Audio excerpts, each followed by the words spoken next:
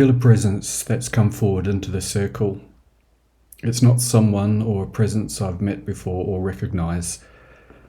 I can't quite make out their face, but they're wearing a kind of what seems to be very golden yellow bright robe and some kind of medallion. And they've said they've come from a place, a galaxy, a long way away. The message that I'm receiving is, I asked about the garments, and the response I got was where they come from. All wear these garments because all are royal. And they're not royal as an aristocracy or privileged class. They just recognize who they are, and there's an equality in that message. And their message for us is very much about humanity's need to bring in the scent, the sweet scent of humanity, rather than the heavy toxic stench some of us are experiencing at the moment. This takes choice, it takes indeed faith. It's not an impossible task. It is the recognition of who we truly are in equality, in justice, in healing, and that we all stand together. That is the truth. And it is the recognition of that is the message. To move beyond the heaviness, it is the power of communication and dialogue, the need for connection, the listening ear, the humble heart, the open mind. This is the work of light beings. Like the beautiful royal garments of bright yellow and gold, it all shines forth. It is bright, it is illuminating. There is a shift. There is an understanding or comprehension that hasn't truly been understood in the past, but many are moving and many are shifting, and many are stepping into this realm of accepting who they truly are, which is a being of the light. Do you have any questions? Yes. May I call you friend?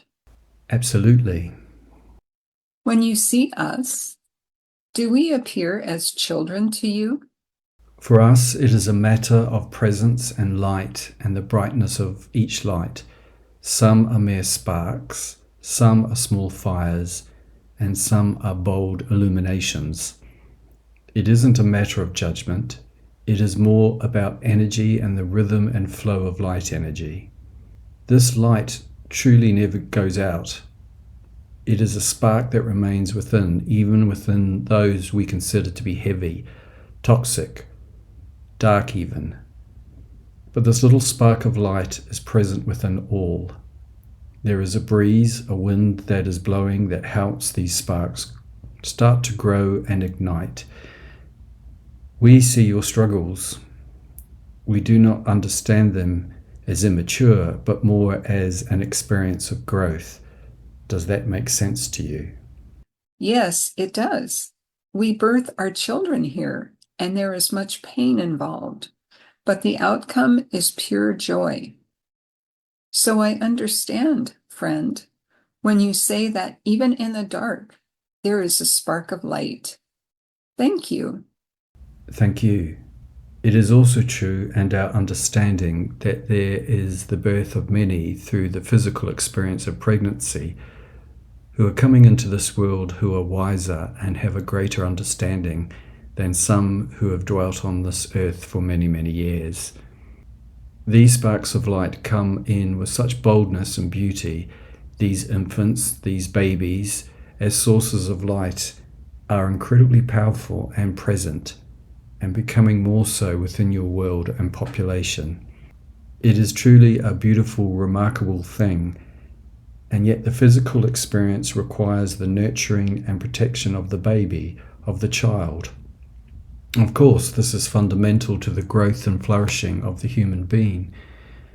At this time, it is important for you to see, and when I say you, I mean all light workers who are sitting and questioning and at times struggling with what is happening in your world, and yet hold fast to the truth of this eternal illuminating love and light that is so present. You are indeed all royal. You stand firm on this beautiful earth that itself needs to be nurtured and cared for. This spark, this flame, This candle, this illumination is growing day by day. We bring our message of hope, our message of joy and equality to you. This is a truth we wish to share, and we are grateful for this opportunity to do so. We are grateful that you have shared this with us, friend. Thank you. Is there anything else that you can tell us to help humanity in this time? Yes, it's a message of creativity, a message to express and explore, a message of courage. And by creativity, we mean the gifts of being creative in one's thinking, in one's actions, in one's production. The potter, the painter, the poet, the musician, the writer, all who work within a creative frame of mind and spirit. These gifts must flourish and grow for a prosperous world. The challenge to the creative at this time in your world is an apathy to think outside the box, to use the body that you have been given to move and flow and dance through this wondrous world. Your body is such a beautiful temple of creative joy and flow. Yes, there are sorrows and pain and suffering, and yet so much joy.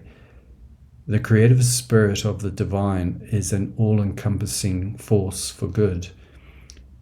When there is a message of judgment and condemnation and toxicity, show me where the creative is within that. It is often designed to be divisive, oppressive, and destructive, but for you to step beyond that toxicity and that heaviness does require the creative mind and spirit. And to see what is truly happening here. Does that answer your question? Yes, thank you. I understand that we are in a position where tearing down existing structures is almost required, and the creative energy you speak of must be used to uplift the new, lighter, and more joyous ways for humanity to come into their own and realize their power and their joy. Thank you, friend, for your wisdom that you've shared with us. Thank you. It is with great pleasure to come and be with you. We are here to share, but also send our light, our love, our petitions, our desire for the world, the earth upon which you dwell, to flourish, prosper, and grow. And for all who dwell within it, this is the creative flow. This is the life force. These things will happen, and indeed they are happening. There is a shift. Be encouraged. Have good faith. We thank you. I'm glad you're here. Like, share, subscribe, and comment. Thanks for watching.